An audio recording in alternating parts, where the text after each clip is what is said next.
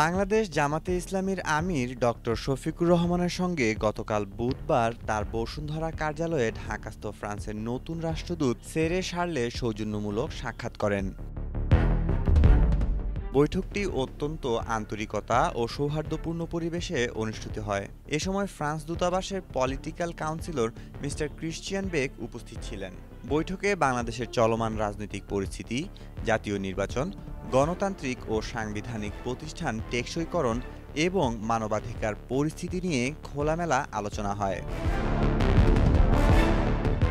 জামাত আমির বাংলাদেশের সার্বিক উন্নয়নে ফ্রান্সের সহযোগিতা অব্যাহত রাখার আহ্বান জানান। উভয় পক্ষই আশা প্রকাশ করে যে ভবিষ্যতে দুই দেশের বিদ্যমান বন্ধুত্বপূর্ণ সম্পর্ক আরও জোরদার হবে।